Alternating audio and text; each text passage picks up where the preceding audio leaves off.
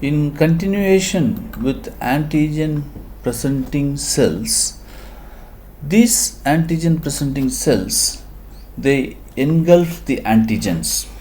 For example, if any antigen enter into the blood, they do the phagocytic action. Okay, it presents fragments of antigens to recognized by the T cells. The major cells in the body are dendritic cells, that is present in the connective tissue and the epidermis. Then macrophage cells, that is also present in the connective tissues and the lymphoid organs like lymph nodes, spleen, thymus, and all this place. Then B cells, they do not get activated but present antigen to the T helper cells. Okay, now presents antigens and activate T cells. So they are the macrophages and the dendritic cells. So macrophages, they are always remains in the lymphoid organ. For example, in the spleen, they always remain there in the spleen. And the dendritic cells internalize the pathogens and enter lymphatics to present the antigen to T cells in the lymphoid organ. Then activated effector T cells release chemicals that produces macrophages to become activated phagocytes and to secrete bacterial chemicals, bactericidal chemicals. Okay, so these bactericidal chemicals are nothing but the chemicals that kills the bacteria. Okay, when I was speaking about the phagocytic action of the cells that engulfs the bacteria, then inside these bactericidal chemicals are released to kill those bacteria. Okay, coming to the overview of B cells and T cells. So the B cells are responsible for humoral immunity and T cells are responsible for cellular immunity. Okay, they secrete, B cell secretes antibody and T cells does not secrete antibody. The primary targets of B cells are extracellular pathogens.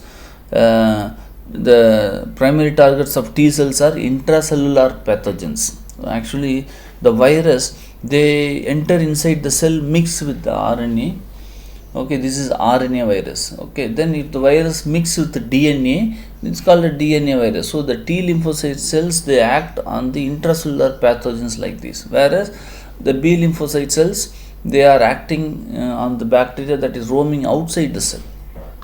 Okay, B cell, they originate in the red bone marrow, and the T cells, they originate in the red bone marrow, and the maturation site is the bone marrow and the thymus for the T cells. Okay, so the effector cells are plasma cells, and for T lymphocytes, the effector cells are cytotoxic cells, helper cells and the regulator cells. Okay, so these are all the summary you have to know about the B cells and the T cells. Now coming to the humoral immunity response. In humoral immunity, the antibodies are produced that targets extracellular antigens. As I told you, when the bacteria is roaming outside the cell, this humoral immunity will target those cells. Okay, the first encounter between an antigen and an immunocompetent lymphocyte usually occurs in the spleen or lymph node. If the lymphocyte is a B cell, the antigen provokes a humoral immunity response and thus the antibodies are produced. Okay, steps of activation and differentiation of B cells.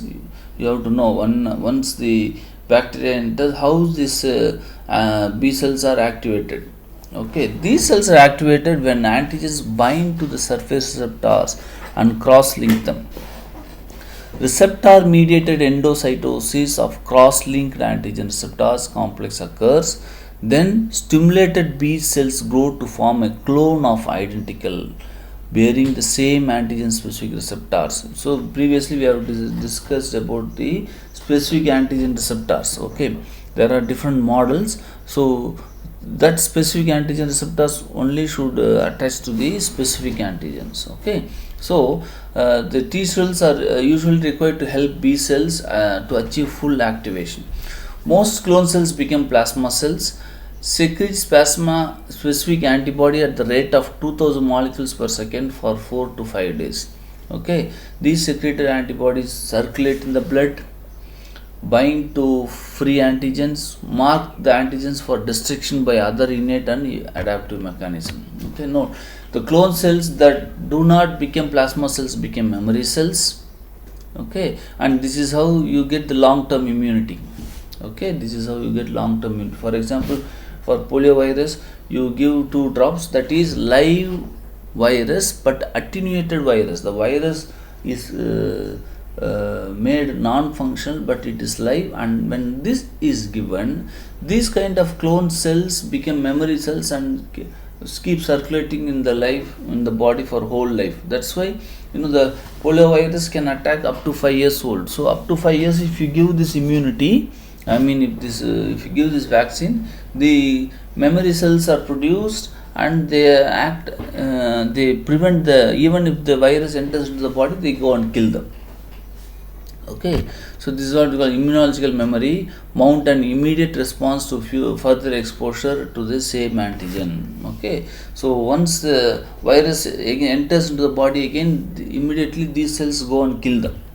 Okay, so this is what we call it as this memory cells. Okay, then adaptive defenses and humoral immunity. If you see this, what is adaptive defenses? So whenever the antigen comes and binds to the antigen binding receptors, immediately multiplication of antigen takes place. So what happens? The B cells, they activate and they keep multiplying and they become the memory cells. Okay, and they will be circulating in the body. So once again, if the virus comes and enters the body, these cells go and kill them. Okay, so let us speak about the immunological memory. That is, as I told you, here you will understand about the importance of vaccination also. Okay, how the vaccines work in the body. So occurs on the first exposure to a specific antigen. For example, as I told you before, when one virus enters into the body, immediately these antigen cells will come and attack them, and the multiplication of antigens are present, and these antigens will know that this virus is dangerous to the health. Okay, so naturally those cells will be always present in the body. Next time if the same virus enters, immediately they go and kill them. So for that, what we are going to do, we are taking the virus, we are deactivating, okay, we are paralyzing the virus and then sending into our body. So by this, what happens, the antigens are produced, but there is no damage to the body organs. Okay, this is the concept behind it. So once on the first exposure to a specific antigen, the lag period is 3 to 6 days. Peak level of plasma antibody are reached in 10 days. Antibody levels then decline. Okay, whereas in secondary immune response occurs in re-exposure of the same antigen. Since the memory cell response within hours, they act fast, they are more prolonged and more effective also. Okay, so within 2-3 days, the antibody level will increase and start to kill the respective antigens. Okay, so this is what happens in the immunization also. Okay, so this is what you can see, the clonal selection of B cells. You can see the clonal selection of B cells. So here what you see, the B cells are binding, the antigens are binding to the antigen binding receptors, and then these cells keep circulating in the body. Okay, so next time whenever the same virus enters into the body, immediately these cells go and attack them. Okay, they are already present in huge number. When second time when the virus enters into the body, immediately those viruses are invaded and killed. Okay, next, telling about this active and passive humoral immunity. Active immunity are naturally acquired and artificially acquired. How it is naturally acquired? So for example, if there is infection one time, next time at that time itself the antibodies are produced. Likewise, artificially we are injecting the virus or bacteria inside the body so that the antibodies are produced. So for all chronic diseases we do this. For example, BCG vaccine, then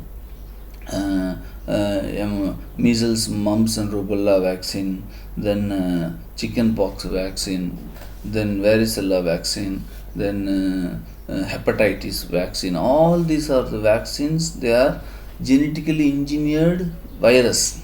Okay, they are not killed, they are live virus, but their virulency is reduced and they are prepared in that way. So once we inject those viruses into the body, so for these viruses, the antibodies are, these are all artificially induced humoral immunity. Okay, then as far as passive immunity is concerned, they are naturally acquired. Antibodies pass from mother to fetus via placenta. Okay, you know, to improve the child's immune power, the child has to be fed with mother's milk. So what, when the child is not getting mother's milk, then the immunity is reduced. Okay, likewise, if when the child is present inside the uterus, the mother's blood go through the blood, all the antibodies passes to the child also.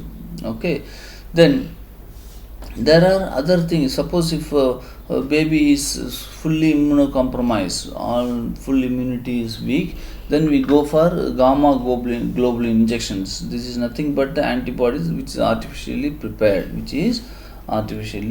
Okay, then coming to the active humoral immunity, they occur when B cells encounters antigen and produce specific antigen against them. So coming to the active humoral immunity, it is acquired in two ways. One is the natural way as well as artificial way. Naturally, it is acquired once the infection goes into the body. We get fever, then we take antibiotics, and next time the antibodies will act against the same bacteria or virus. Okay, whereas when it is artificially acquired, like we do the vaccines. Okay, it is maybe the dead virus or it may be attenuated means the virulency of the virus is reduced, then injected into the body, but it will be live. Okay, so this is called acquired immunity. So this is how we are injecting and getting the immunity. Okay, so coming to when you speak about the vaccines, it pairs as the symptoms of the primary response. Weakened antigens provide antigenic determinants that are immunogenic and reactive. This is what I have explained before. So we are artificially injecting this virus into the body and we are producing the antibodies. Okay, they target only one type of helper T cells, so fail to flush established cellular immunological memory. B cells are not challenged by antigens. Immunologic memory does not occur. Okay, so two types, one is naturally acquired and the artificially acquired. In passive humoral immunity, you have the transference of this antibodies from mother blood to the fetus blood through the placenta, or during the time of breastfeeding, through the mother's milk, the child gets immunity. Okay, likewise, when we inject the gamma globulin injection, then it's a type of artificially engineered serum, so that also acts as a passive humoral immunity. Okay, what is an antibody? And antibodies are nothing but immunoglobulins, that is we have gamma globulin portions of the blood, that is a protein secreted by the plasma cells. It is capable of binding specifically with antigen detected by the B cells. So coming to the there are different types of immunoglobulins like IgM, IgG, IgE, IgA. Okay, so let's speak some about the IgM first. Okay, so these IgM, these are having specific structures. Okay, they are having specific structures. They exist in monomer and pentamer form. That is, this is the structure of monomer and the pentamer. In biochemistry, you will be understanding about these chemical structures. The monomer, which is attached to the B cell surface, serves as an antigen receptors. The pentamer circulates in blood plasma, and the first class Ig immunoglobulin, Ig means immunoglobulin, okay, class released by the plasma cells during the primary response. Okay, so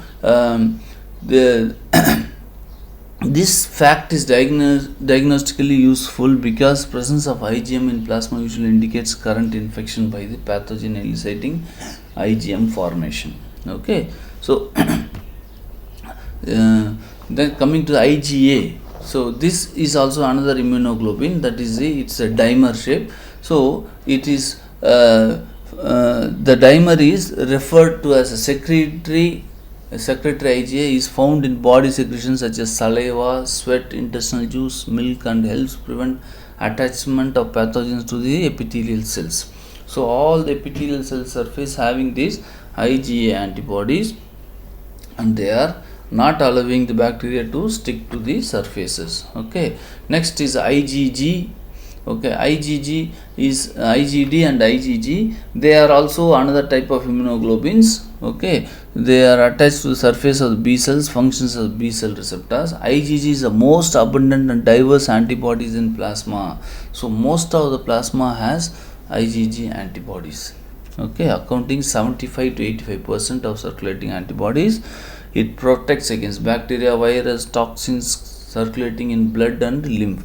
In fact, this antibody, the serum, immunoglobulin serum, it consists of IgG.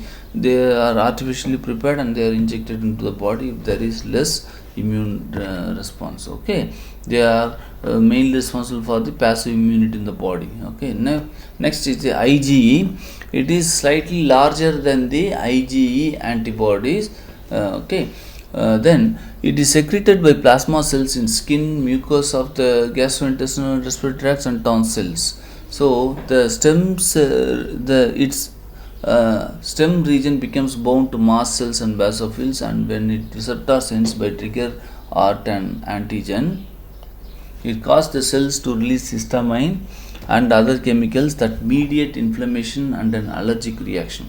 Typically, only traces of IgE are found in plasma, but level rises during severe allergic attack. So, what you have to understand here is, when you speak about allergic reaction, we call it as immunologic reaction. Okay, so there are some diseases like autoimmune diseases, like many. This is gout, it's an autoimmune disease. Then neuron degeneration, demyelinating disease, that's an autoimmune disease. Then myopathy, that is autoimmune disease. Okay, there are many diseases that is responsible for this kind of immunologic reaction, that is due to reaction of these IgE antibodies. Okay, so to control this, we have to give immunosuppressive drugs. To control this IgE reaction, we have to give immunosuppressive drug. And even, for example, when the kidney transplant is done, it is a foreign body. Body will always detect it as a foreign body and try to reject that. So naturally, we have to give immunosuppressive drug and prevent rejection. So this is what we have to carefully monitor during the time of organ transplant. Okay, the IgE will react and try to kick the implanted organ away from the body. Okay, so before implantation, we have to do all this test, matching and everything. Then only we have to go for transplantation. Okay, like so, antibody targets and its function. Antibodies inactivates and tags antigens from antigen antibody complexes. Then defensive mechanism used by the antibodies. One is neutralization, agglutination. The agglutination is clumping. Okay, neutralization is neutralizing the bacteria. Then other is precipitation and complement fixation. This is also a type of antibody target functions. Then main antibody defense against cellular antigens are several antibodies bind together on a cellular antigen. They complement binding sites trigger, complement fixation into the cell surface, complements triggers cell lysis.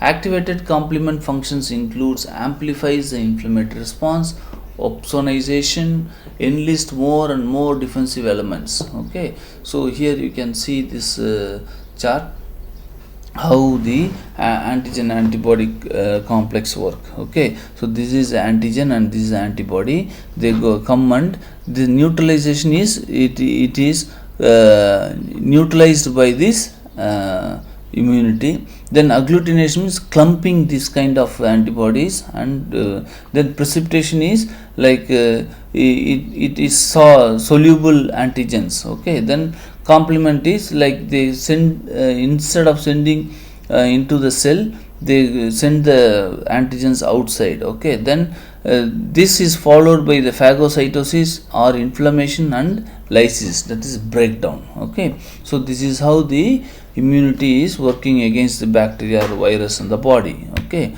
next, cellular immune response. What do you mean by cellular immune response? So the T cells provide defenses against intracellular antigens. Okay, two types of surface receptors of cells or T cells. One is cell differentiation glycoproteins, that is CD4 and CD8, play a role in T cell interactions with other cells.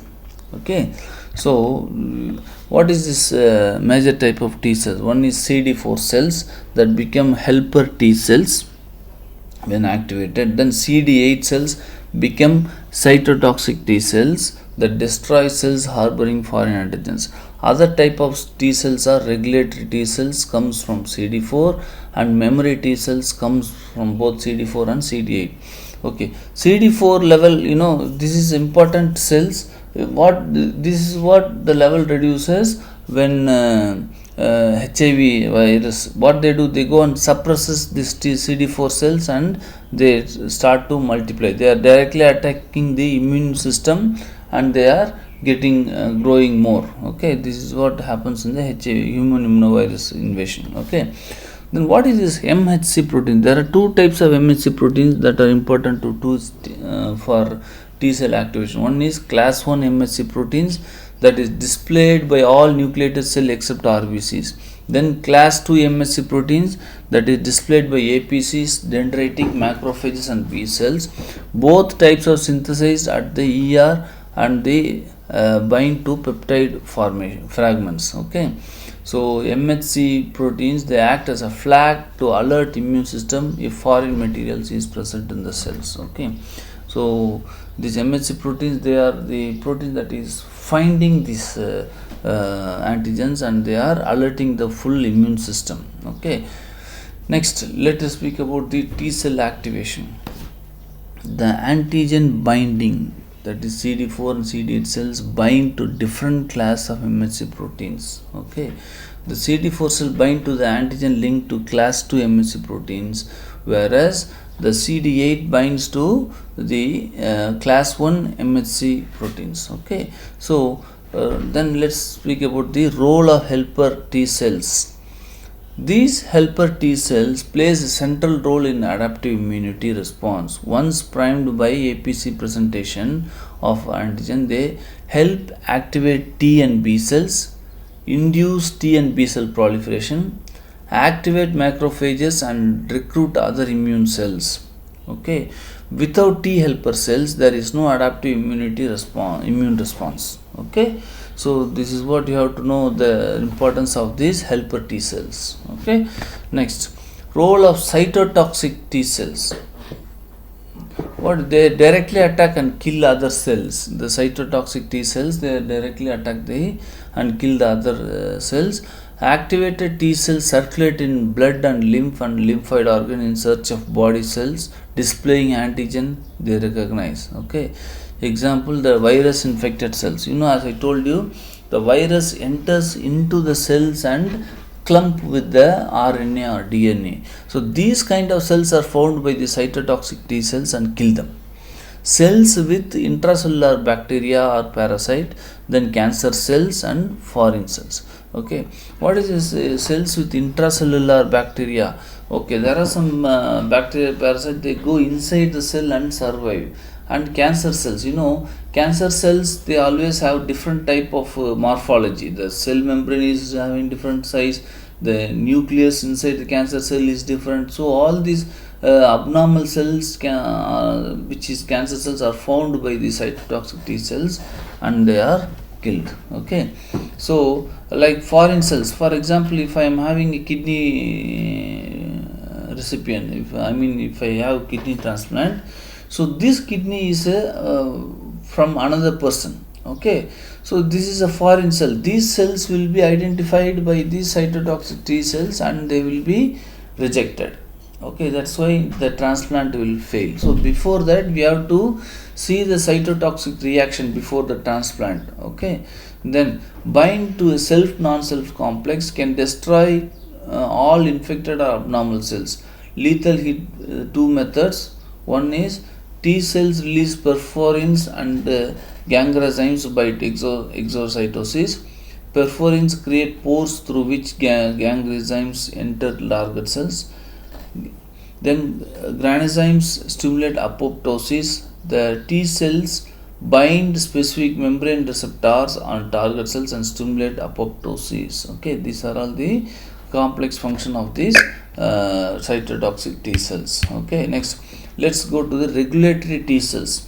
So these regulatory T cells, they dampen immune response by direct contact or by inhibitory cytokines such as IL-10 and TGF beta. Okay, they important in preventing autoimmune reaction. Okay, so when these regulatory T cells are less, what happens? The autoimmune reaction triggers, and you know there are many autoimmune disease. Okay, when you study pathology, you see various type of disease in neuro or in osteology and orthopedics. Everywhere you have autoimmune disease. These autoimmune disease are nothing but abnormal immune reaction. Okay, that is due to less amount of regulatory T cells. Okay, these regulatory T cells only prevents the autoimmune reaction in the body. What is the autoimmune reaction? See, the antigen in the body, one antigen in the body will think another antigen as an enemy and they start to fight. Once they start to fight, all the connective tissues are primarily affected. When it goes to the neural level, even the myelin sheaths all are damaged. Okay, so that's why it leads to motor neuron degenerative diseases. That's what it leads to other type of different disease like degenerative joint, inflammatory joint diseases, then inflammatory conjunctivitis, different, all are autoimmune. So in this case we give these immunosuppressive drugs. We give immunosuppressive drugs and we treat this kind of cases. Okay, next let's speak about the immunodeficiency.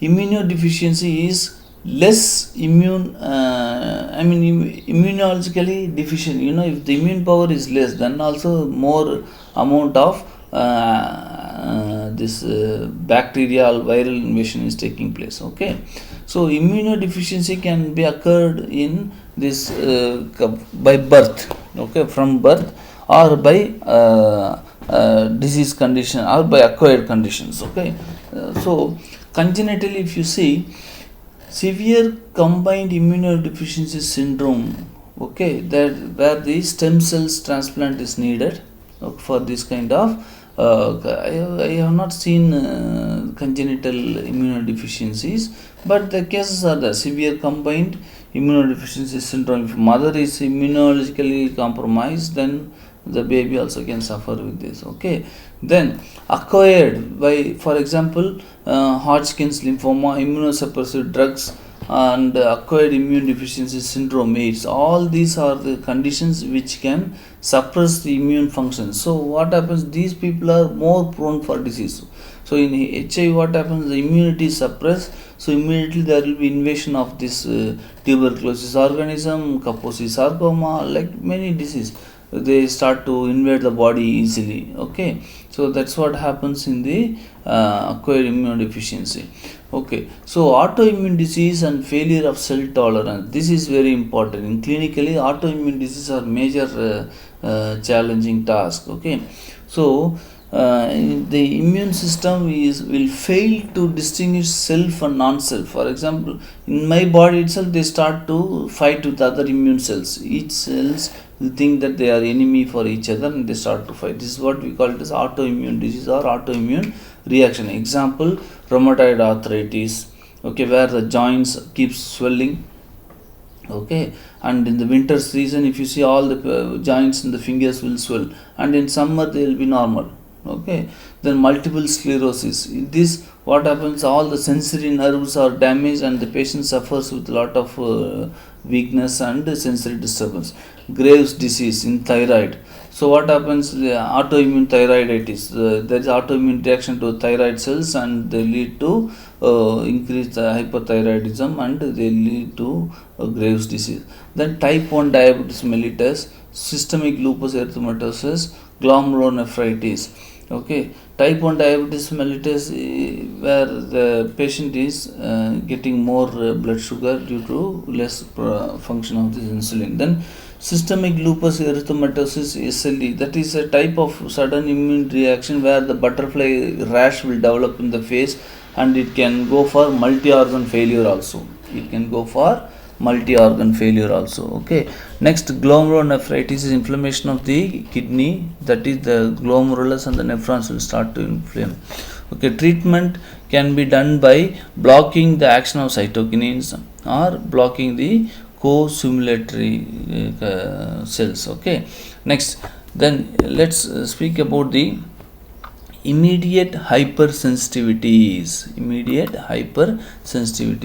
So, hypersensitivity reaction is very dangerous. There are acute and the which is called as a type 1 hypersensitivities. So, in this is called a hypersensitivity reaction in the body. Okay, first of all, you have to know what is an allergen. Any foreign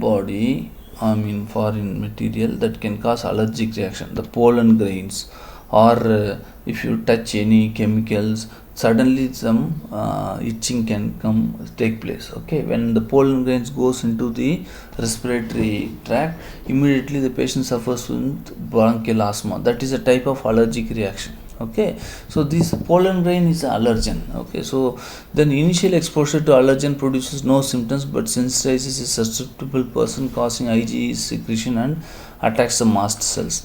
Secondary exposure triggers allergic reaction, mast cells and basophil and release histamines. Okay, histamines is controlling the hypersensitivity reaction. If the histamine secretion is less, then the patient also suffers. Okay, so this is what happens. You see, the allergen comes and it triggers IgE antibodies, and then the histamine will be released, and once the histamine release, there will be more secretion of mucus, then constriction of bronchioles. This is what is taking place in the bronchial asthma. If there is severe hypersensitivity reaction, that can lead to anaphylactic shock. Okay, the patient can go in for cardiac arrest and even eventually death. Okay, so there are some drugs, for example penicillin. In the clinic, when you inject penicillin, it can cause severe anaphylactic shock reaction. Okay, so you have to always give a test dose, then only you have to give. If you give test dose in the skin, if the patient is allergic, it gives severe amount of itching and irritation. Imagine if you inject more amount of drug in the body, immediately the patient suffers anaphylactic shock and the patient will die. Okay, then let's speak about subacute hypersensitivities. These are caused by antibodies of IgG and IgM, slower in onset and longer duration. One is cytotoxic reaction, other is immunocomplex hypersensitivities. Okay, so the cytotoxic reaction, the phagocytosis is taking place and complement mediated lysis are taking place. For this takes place in blood transmission mismatch. For A positive, if you give B positive blood, then the RBCs will fight each other and the cells will blast. Okay, that's what we call it as lysis of the cell, erythrolysis. Okay, blood cells will break down. Then in immunocomplex hypersensitivities, insoluble antigen antibody complex are formed. Okay, they are intense inflammatory reaction and or complement mediated lysis are killing the neutrophils. So what happens here, whenever the immune complex it is long term, so what happens in this, immediately there will be severe amount of inflammatory reaction. So this is what taking place in the systemic lupus erythema. All the connective tissues will get inflamed. You can see the face, they have a butterfly shaped rash on the face. Okay, so this kind of reaction will be present in all the joints, and finally it will lead to multi-organ failure also. Okay, and the glomerulonephritis means inflammation of the kidney neurons. Okay, then delayed hypersensitivities. What is a delayed type hypersensitive reaction caused by T cells? It takes more than 1 to 3 days. Then the antibody mediated hypersensitivity, inflammation and tissue damage results from cytokine activated macrophages. Example, allergic dermatitis and skin test. So what happens when we inject this PPD, purified protein derivative allergens? What happens, the skin, see, this is a PPD test. So what happens, we inject this here like this, and if the reaction goes more than 2 centimeter, then the patient is deemed tuberculosis positive. Okay, this test is called as Mantoux test. If the allergic reaction is less than 2 centimeter, 1 centimeter, 1.5, the patient is negative for tuberculosis. Okay, if the sometimes the PPD, this Mantoux test, can be positive, it can go more than 2 centimeter, but there is no tuberculosis organism in the body. That is, they are having it is false positive result. Okay, likewise in contact dermatitis, what happens, whenever the allergen can touch the skin, after 2-3 days the inflammation will start. Okay, so these are all the, by looking at these sensitivities, we know that the organism is prevailing in the body, and there are immunoglobulin that is highly functioning against the tuberculosis organism. Okay, so this is the test that is done for to detect the tuberculosis infection, Okay, so this is what you have to know about this immunity. So in immunity, make sure in the clinics you will find all the autoimmune disease reactions, anaphylactic shocks, then this kind of testing area for tuberculosis, where we inject the PPD. This is purified protein derivative solution. They inject under the skin and they circulate. So, and watch for redness. If the redness is going more than 2 centimeter, then means it is positive for tuberculosis. Okay, we call that as Mantoux test, Mantoux, Mantoux test. Okay, so this is what you have to know. If you have any doubt, you can feel free to ask me. Thank you.